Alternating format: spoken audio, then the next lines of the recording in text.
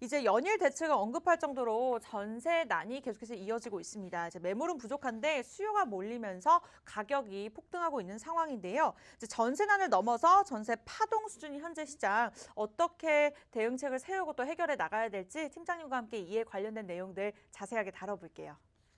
네, 정말 지금 시장이 우리가 한 번도 경험해보지 못한 그런 시장이 다가오고 있습니다. 정말 직접적으로 경험하고 있는데요. 이 말도 안 되는 줄 서고 제비 뽑고 그래야지만 들어갈 수 있는 서울의 전세 시장 아파트가 형성되어 있습니다. 이런 이상 현상의 끝은 어디까지 갈지 저도 참 궁금하고 예측해 볼 수밖에 없는 그런 문제들인데요. 오늘 그 부분 한번 짚어보도록 하겠습니다. 자, 이번 주에 가장 핫했던 사진 중에 하나입니다. 많은 분들이 온라인이나 뉴스를 통해서 한번 보셨을 건데요. 이 사진을 설명을 드리면 전세, 이 강서구 쪽에 아파트 전세 매물이 오랜만에 하나 나왔다고 합니다. 그러다 보니까 사람들이 몰렸고 집을 보기 위해 9명이 넘는 사람이 줄을 섰다고 합니다. 그리고 그 9명의 사람들 중에서 전세 들어가는 조건을 말을 하고 그 조건에 들어갈 수 있는 사람을 5명으로 추려서 그 5명에서 제비 뽑기를 해서 선택이 된 사람이 전세 계약을 했다고 합니다. 정말 이런 총극이 빚어지고 있는 현상이 지금 서울 내에서 발생하고 있고요. 그뿐만이 아닙니다. 지금 또 기타 현상으로는 기존 세입자가 이사 비용으로 3천만 원, 또 어떤 분들은 6천만 원 요청했다라는 기사들도 오늘 나왔더라고요. 그래서 이사 비용만 3천만 원, 6천만 원을 줘야지 내보내고 다음 매수자가 거주할 수 있는 그런 환경을 만들어줄 수 있는 매물을 만든다고 합니다.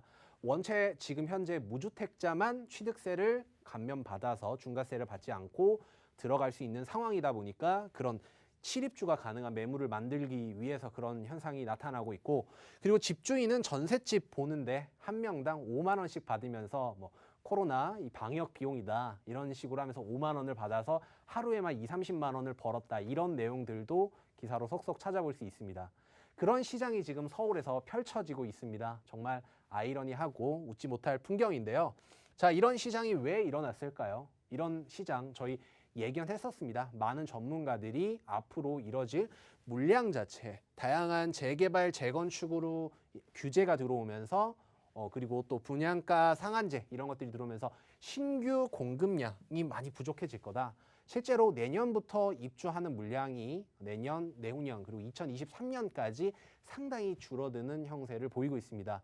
그러다 보니 신규 아파트의 공급은 줄어들고, 그리고 기존에 있는 아파트들 같은 경우에 다주택자들은 취득세를 못 사니까 임대 시장이 형성 새롭게 되지 못하고, 그리고 실거주 시에만 양도세 혜택이 있다 보니까 임대를 줬던 아파트에 실거주를 들어가면서 기존의 세입자가 나가야 되는 상황이 벌어지죠. 이게 부총리마저도 지금 현재 실거주를 한다고 해서 전세 살던 데를 쫓겨나는 그런 현상이 일어나고 있고요. 그리고 2년 실거주 시에 재건축 입주권이 부여가 되다 보니 보통 저렴한 전세가를 유지하고 있던 재건축 아파트들, 목동이나 이런 지역들의 시장에 실입주, 그 소유자가 실입주하면서 나가야 되는 현상이 발생하고 있다 보니까 목동 전체에 나와 있는 단지가 지금 몇천 세대가 되는 이 목동에 나와 있는 전세 매물이 열 몇 개 정도밖에 되지 않는다라고 합니다. 그리고 주택임대사업자 혜택이 축소가 되고 하다 보니 새로운 임대를 하겠다라고 들어오는 임대인들이 줄어들게 되죠. 그래서 기존 전세 물량은 감소하고 있습니다. 그리고 여기에 지금 또 빠져 있지만 있죠. 그 임차법 2+2라고 해서 기존 세입자들이 2년은 내가 더 연장해서 동일한 가격에서 살 수 있게 해주는 임차법이 통과가 되면서 거기에 새로 나오는 매물이 쭉 줄어들게 된 겁니다. 그러한 상황에 그러면 이 수요층도 줄어야 되는데 현재 3기 신도시가 청약을 준비하면서 이 청약을 위해서 무주택 기간을 가져가기 위해 전세에 대한 수요는 늘어나고 있습니다.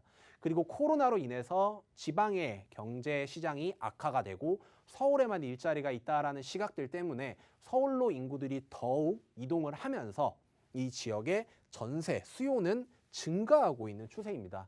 공급은 감소하고 수요는 늘어나고 어떻게 되겠습니까? 당연히 전세가가 상승될 수밖에 없겠죠. 이런 시장의 원리를 배반하고 하지 않고 따르지 않고 정부가 개입해서 과거에 진행됐던 해외 사례가 유명한 사례가 있습니다. 바로 과거 프랑스 대혁명 시대 대혁명 시대 때 있었던 일인데요. 정부가 모든 프랑스 아이는 우유를 마실 권리가 있다라고 하면서 정부가 개입해서 우유 가격을 통제를 했었습니다. 절반 가격으로 팔아라라고 하면서 통제를 했었는데요. 이 우유가 생산되는 양을 늘리지는 않고 가격만 통제를 하니 아무래도 젖소 사료비도 못 건지는 상황이 나왔습니다. 그러다 보니까 이 우유 생산은 포기하고 젖소는 도축하면서 결국에는 생산이 감소해서 우유 가격이 폭등을 다시 했었습니다. 그랬더니 또 정부가 개입을 해서 그러면 사료비를 낮추자라고 하면서 건초의 가격을 또 통제하기 시작했었습니다. 그랬더니 건초의 생산량이 감소하고 또 그러면 건초 가격은 폭등을 했겠죠. 건초 가격 폭등하면 젖소도 또 사육하는데 많은 비용이 들어가면서 우유라고 하는 게 아예 품기가 나고 귀족들만 먹는 그런 식재료가 됐었습니다.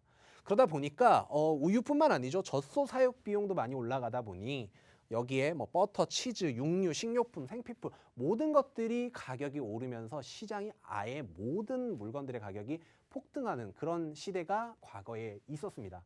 지금 이 모양이 제가 조금 전에 말씀드렸던 시장과 비슷하지 않나라고 생각이 됩니다. 우선 정부가 개입해서 우유를 가격을 통제하는 게 재개발, 재건축 규제나 분양가 상한제 등 부동산 규제를 하면서 공급량이 감소하고 공급량이 감소해서 가격이 오르려고 하니 전세 임대차 보호법을 시행을 해서 3차 임대차 3법을 통과를 시켜서 기존 전세 물량까지도 감소가 되는 현상. 그렇게 되면서 지금은 모든 전세가 폭등은 물론이고 오피스텔, 빌라 등의 가격, 전세 가격, 매매 가격들도 폭등하고 있는 그런 형세가 이루어지고 있습니다. 정말 끝이 어디일지 모르고 흘러가고 있는데요. 이 모습 앞으로 어떻게 될지 간단하게 한번 예상을 해봤습니다. 우선 지금 9월달, 10월달은 모르겠지만 9월달까지는 추석도 껴있고 전통적으로 그래도 비수기라고 얘기하는 시기였습니다. 그 시기에 전세가가 많이 상승을 했었는데요. 본격적으로 내년 1, 2월 학기가 바뀌는 3월 전에 이사를 하기 위해서 앞으로 11월, 12월에 집을 구하려는 행렬들이 늘어날 건데 그때가 정말 전세 대란의 이제 본격적인 시작이라고 생각을 합니다. 그리고 임차 보호법으로 해서 2년을 연장해서 살고 있는 이분들도 결국에는 나와서 만약에 2년 연장해서 총 4년을 거주했다면 그 이후에 정말 전세 가격이 폭등되어 있는 상태에서 그분들은 어디로 가야 될까요? 그때가 정말 저는 전세 대란의 종지부, 아마 정말 폭등의 시기가 오지 않을까 예상이 되는데요. 그러다 보니 정부에서는 지금 현재 또 추가 대책을 내놓으려고 얘기를 만지작 거리고 있습니다. 하지만 전세가 대책을 발표한다고 하늘에서 뚝 떨어지는 것도 아니다 보니 아마 표준 임대료 도입을 하지 않을까 이런 기사들이 많이 나오고 있습니다. 조금 전 말씀드렸던 그 프랑스의 우유 사태와 비슷하지 않나 싶은데요. 그러면 결과적으로 어떻게 시장에 영향을 끼칠 건지 한번 생각을 해보면 저렴한 전월세 아파트 이런 것들은 권리금을 형성해서 들어가는 시대도 만들어질 수 있습니다.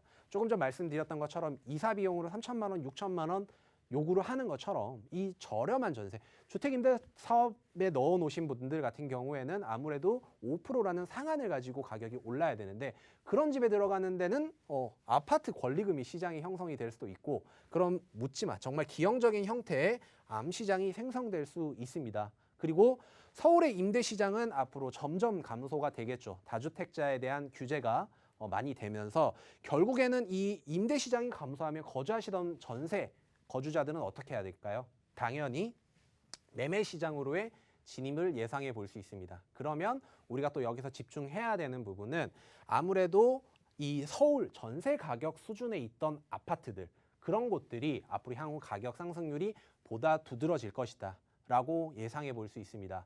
그렇기 때문에 서울 전세 가격대 아파트 주목이 필요하고요. 보통 서울 외곽 지역이나 아니면 경기도에서 서울이 접근이 상당히 용이한 그런 지역들에 주목하실 필요가 있을 거고 아파트의 대체제인 빌라라든지 오피스텔 이런 시장은 전세 가격이 오르면 필연적으로 매매 가격도 오르는 그런 시장입니다. 그런 시장에 여러분들이 주목하고 뭐 아파텔이 됐던 어떤 주거의 형태를 갖추고 있는 곳들은 여러분들이 주목하실 필요가 있다. 그 부분이 제가 예상하는 향후 시장입니다. 여러분들 고민 많으실 건데 그런 고민들 가지시면 전화 주시면 제가 해결해 드릴 수 있도록 노력할 테니까요. 전화 많이 주시기 바랍니다.